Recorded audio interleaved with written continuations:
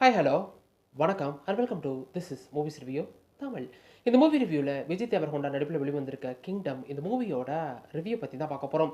So இந்த படத்தோட one line story என்னன்னு கேட்டிங்கன்னா, படத்தோட ஸ்டார்டிங்லேயே விஜய் தேவரகொண்டா சின்ன பையனாக இருக்கும்போது அவங்க அண்ணன் அவங்க அப்பாவை கொலை பண்ணிட்டு ஊரை விட்டே தப்பிச்சு போயிடுறாரு. இப்போ விஜய் தேவரகொண்டா வளர்ந்ததுக்கப்புறம் ஒரு நேர்மையான கான்ஸ்டபிளாக இருக்காரு. தன்னோட சீனியர் ஆஃபீஸரே தப்பு பண்ணால் கூட ஓங்கி பலார்னு அரையிற அளவுக்கு பார்த்தீங்கன்னா ஒரு நேர்மையான கான்ஸ்டபிளாக இருக்காரு. இவரை பார்த்த ஒரு ஆஃபீஸர் என்ன பண்ணுறாராம், எனக்கு நீ அண்டர் கவர் ஏஜெண்டாக வரணும், ஹாங்காங்லேருந்து ஸ்ரீலங்காவுக்கு ஒரு ஷிப்மெண்ட்டில் பார்த்தீங்கன்னா ஆயுதங்களை ஏற்றிக்கிட்டு ஒரு ஷிப்மெண்ட் வருது, அதை ஸ்மக்லர் பார்த்தீங்கன்னா கைப்பற்றிட்டாங்கன்னா இந்தியாவுக்கு ஒரு பெரிய அச்சுறுத்தலாக இருக்கும். ஸோ நீ அண்டர் கவர் ஆஃபீஸராக போயிட்டு அந்த ஷிப்மெண்ட் அவங்களுக்கு கிடைக்காம பண்ணணும். அந்த ஸ்மக்லிங்கில் ஈடுபடுறதோட தலைவனே உங்கள் அண்ணன் தான். ஸோ நீ அவங்க அண்ணனை தேடி பிடிச்சி கூட்டிகிட்டு வர மாதிரி இருக்கும். ஸோ அந்த கேங்கிட்டருந்து அந்த ஷிப்மெண்ட்டை காப்பாற்றுன மாதிரி இருக்குன்னு சொல்லிட்டு இவருக்கு ஒரு ஆஃபரை கொடுக்க, ஸோ விஜய் தேவரகொண்டாவும் நான் இதை ஏற்றுக்கிறேன் அப்படின்னு சொல்லிட்டு அந்த ஒரு ஆப்ரேஷனுக்கு கிளம்ப, இதுக்கப்புறம் இந்த கதையில் நடந்த சுவாரஸ்யங்கள் என்ன, இவர் போயிட்டு அந்த ஷிப்மெண்ட்டை தடுத்தாரா, இல்லை அவங்க அண்ணனை கூட்டிகிட்டு வந்தாரா, இல்லை அதில் இவருக்கு என்னென்ன மாதிரியான பிரச்சனைகள் வந்துச்சு, கிளைமேக்ஸில் என்னாச்சுன்றது தான் இந்த படத்தோட மொத்த கதையே. படத்தோட கதைக்களத்தை பற்றி நான் சொல்லும்போதே உங்களுக்கு புரிஞ்சிருக்கும். இதே மாதிரி பேட்டர்னில் ஏகப்பட்ட படங்கள் வந்துருச்சு. ஆனால் இந்த படத்தை தூக்கி நிறுத்தினதே டெக்னிக்கல் டீம் தான். அதுலேயும் குறிப்பாக அனிருத்தோட பேக்ரவுண்ட் மியூசிக்லாம் டாப் நாச்சாக இருந்துச்சு. பிஜிஎம்மாக இருக்கட்டும், இல்லை சவுண்ட் டிசைனிங்காக இருக்கட்டும், நிறைய பாடல்கள் இல்லைன்னா கூட வரக்கூடிய அந்த சாங்ஸுமே பார்த்தீங்கன்னா ஓரளவுக்கு டீசெண்டாகவே ப்ரெசென்ட் பண்ணியிருந்தாரு. இதை தவிர சினிமோட்டோகிராஃபியாக இருக்கட்டும், அந்த ட்ரைபல் பீப்புளை காட்டின விதமாக இருக்கட்டும், இந்த படத்துக்கு ஒரு டார்க் டோனை செட் பண்ணியிருப்பாங்க. அந்த டார்க் டோனை செட் பண்ண விதமாக இருக்கட்டும், டிஐ ஒர்க்குன்னு சொல்லிட்டு டெக்னிக்கல் வைஸாகவும் சரி இந்த படம் ரொம்பவே நல்லா இருந்துச்சு. முக்கியமாக ரெண்டு சென்ட்ரல் கேரக்டர் தான். ஒன்று விஜய் தேவரகொண்டா, அவரோட அண்ணனாக வரக்கூடிய சத்யதேவ்னு சொல்லிட்டு 2 பேர் மட்டும்தான் இந்த படத்தை ஷோல்டரில் லிப் பண்ணிட்டு போகிறாங்க. இதை தவிர நிறைய கேரக்டர் உள்ளே இருந்தால் கூட கொடுத்ததை பார்த்தீங்கன்னா எல்லாமே நீட்டாக பண்ணியிருக்காங்க.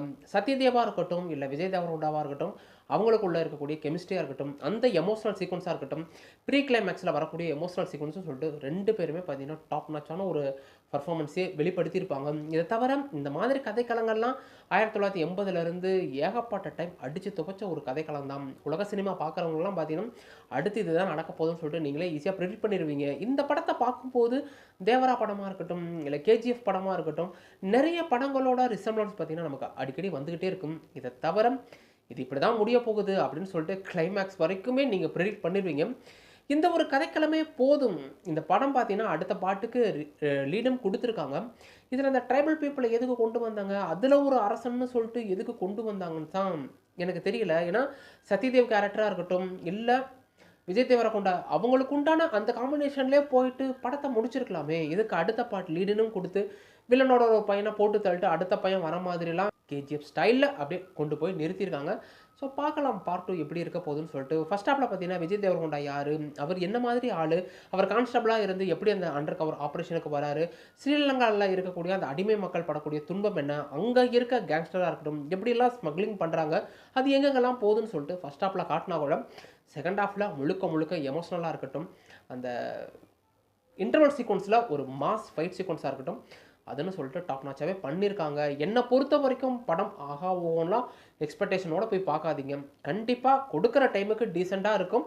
அதை தவிர தெலுங்கு ஆடியன்ஸுக்கு கண்டிப்பாக இந்த படம் சாட்டிஸ்ஃபேக்ஷன் பண்ணும். தமிழில் இருக்கவங்களுக்கு நிறைய படங்கள் பார்த்தனால அது எப்படி இருக்க போகுதுன்னு தெரியல. ஸோ வாய்ப்பு கிடச்சா ஒன் டைமாச்சும் வாட்ச் பண்ணி பாருங்கள். படத்தில் பெருசாக அடல்ட் கண்டென்ட் இல்லைன்னா கூட இந்த வெட்டுறது குத்துறது மாதிரி ஏகப்பட்ட காட்சிகள் இருக்குது. மொத்தத்தில் இந்த கிங்டம் எப்படி இருக்குன்னு கேட்டிங்கன்னா, இந்த மாதிரி கதைக்களங்கள்லாம் 1980லேருந்து அடித்து துவைச்ச ஒரு கதைக்களங்கள் தான். புதுசுன்னு சொல்லிட்டு இந்த படத்தில் பெருசாக எதுவுமே இருக்காது. ஆனால் 2.5 மணி நேரம் படத்தில் பார்த்தீங்கன்னா ஓரளவுக்கு இந்த டீம் தேத்தியே கொண்டு போயிட்டாங்க. கண்டிப்பாக ஃபர்ஸ்ட் ஹாஃபும் சரி செகண்ட் ஹாஃபும் சரி லேகெல்லாம் அடிக்கலை. ஆனால் எங்கேயுமே பெருசாக சுவாரஸ்யம் இல்லாமல் நிறைய படங்களை நமக்கு அடிக்கடி ஞாபகப்படுத்திக்கிட்டு இதுதான் இப்படி தான் முடியும், இப்படி தான் கிளைமேக்ஸில் நடக்க போகுதுன்னு சொல்லிட்டு நமக்கு ஏகப்பட்ட ப்ரிடிக்ஷன் இருந்துச்சு. அதனாலேயே படம் பெருசாக எனக்கு ஹைப்பாக தோணல. பட் பெருசாக எங்கேயுமே போரும் அடிக்கலை. இந்த படத்துக்கு பார்த்தீங்கன்னா செகண்ட் ஹாஃபுக்கு லீடும் கொடுத்துருக்காங்க. இந்த படத்தை ஓரளவுக்கு தூக்கி நிறுத்தினதே அனியோட பேக்ரவுண்ட் மியூசிக் தான். சினிமோட்டோகிராஃபியாக இருக்கட்டும், அந்த ட்ரைபல் மக்களை காட்டும்போது ஒரு டார்க் டோனை யூஸ் பண்ணியிருப்பாங்க. படத்தோட மூடே செட் பண்ணுறது அந்த டார்க் டோனை அதுன்னு சொல்லிட்டு டெக்னிக்கல் டீமை பொறுத்த வரைக்கும் நிறையவே ஃபுல்லாக பண்ணியிருக்காங்க. ஸோ வாய்ப்பு கிடச்சா படத்தை ஒன் டைமாச்சும் வாட்ச் பண்ணி பாருங்கள். படத்தில் பெருசாக அடல்ட் கண்டென்ட் இல்லைனா கூட அந்த வெட்டுறது குத்துறது இந்த மாதிரி ஏகப்பட்ட காட்சிகள் இருக்குது. கண்டிப்பாக குழந்தைகளுக்கு உண்டான படம் இல்லை. நீங்கள் ஒரு மெச்சூர்டாக இருந்தால் தாராளமாக பாருங்கள். நீங்கள் கொடுக்கக்கூடிய அந்த 2.5 மணி நேரத்துக்கு ஓரளவு உங்களை என்டர்டைன்மெண்ட் பண்ணுன்றதுல எந்த ஒரு சந்தேகமும் இல்லை.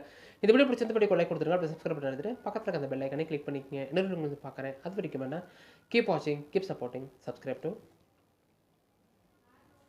Movies review Tamil.